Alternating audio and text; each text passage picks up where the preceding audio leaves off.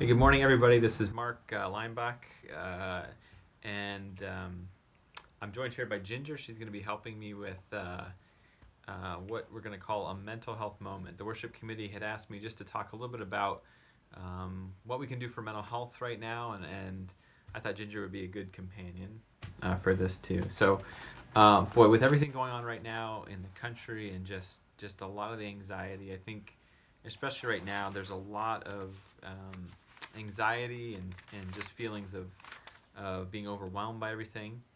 And I had listened to a counselor the other day who was just talking about all the trauma that can come for this, and we're kind of in a state right now where there's what we call preconditions for trauma. And I thought I would just give about 4 or 5 points of things that I think have been helpful to me and things that we can do just at home or with people around us that are helpful to our mental health. So I think we're blessed at Berlin Mennonite. We have a number of mental health folks, including Woody, Mark Woods, and we've got Janice Hirschberger and Kara Troyer, who are all mental health therapists. And so we have a good resource around us of just people who are willing to help.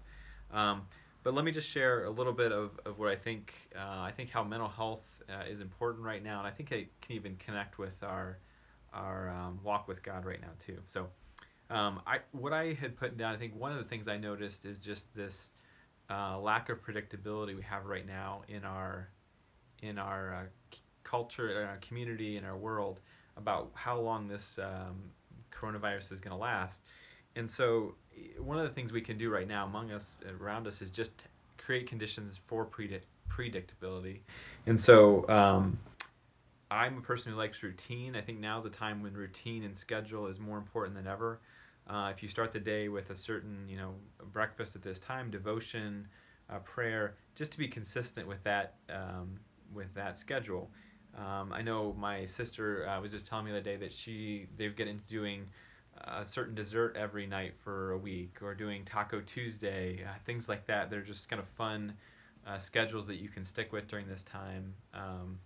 That are just good routine for us to have, so we can have predictability and some control around us when there's so much outside of us that we can't control. One of the things that I think we can also do is have things we can look forward to.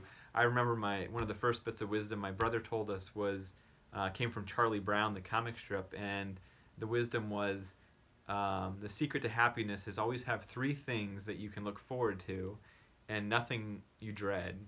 So Charlie Brown fans, I think that's good wisdom in times like this. Is what can you look forward to? Can you schedule a phone call with friends, a hike for the next day? Just things that you can enjoy doing. The other thing I think is important right now for our mental health is to keep moving and active.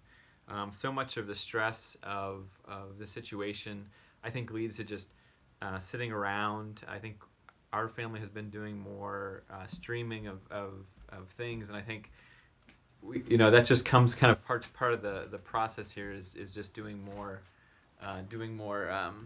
sitting around and things. So those stress hormones, I think, early on push us to keep busy and keep moving, and so let's use that energy to do things. Maybe it's making a meal together.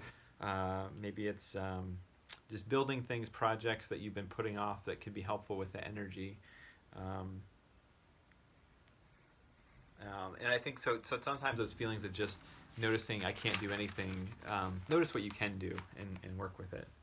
Another thing I think is important right now is just the connection, connecting with people. It's really hard to connect in times of in trauma when we're feeling like there's a lot going around us. But we need to stay connected to feel like real people. I think there's such a push um, to stay to take us out of our daily rhythms, and I think rhythms of connection with people, whether it's just a phone call or a video connection, whether by Zoom or other things, can be so important just to stay connected. One fun thing that our family did was just to make a fun 80s dance a video that we passed around. And so just even a fun kind of silly thing like that can be a good way to stay connected.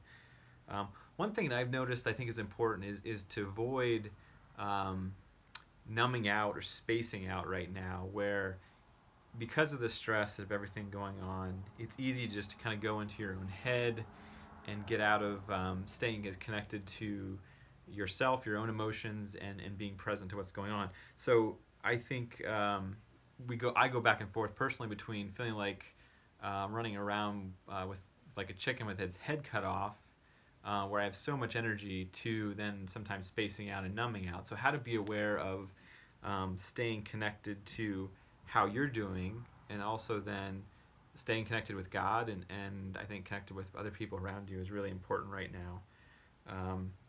It feels like right now there's this loss of time. Like time, we don't know what's going to come next. And so,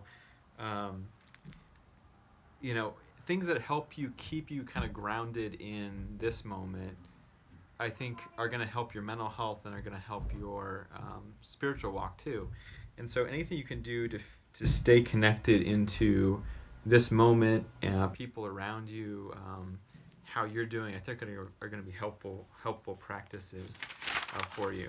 The other thing just on top of that would be to say just ways to feel safe, to experience safety. There is so much unpredictability now with just feeling unsafe, and I'm going to bring Ginger around.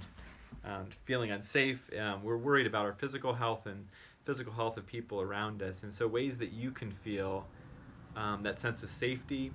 One of the practices I did not that long ago was just a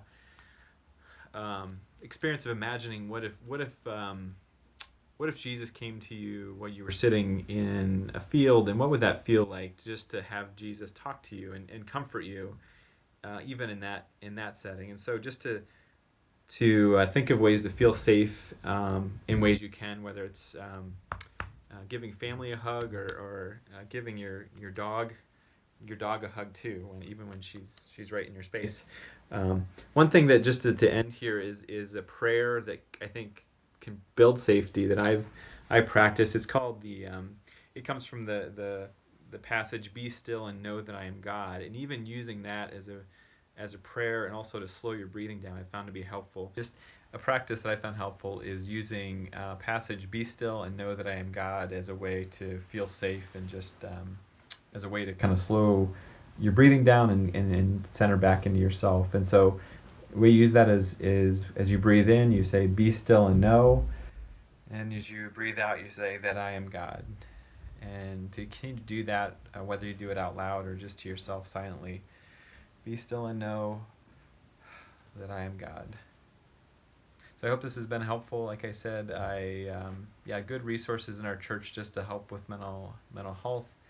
I know our family is thinking about a lot of you as your home too, and that we can stay connected as a church this time. So God bless.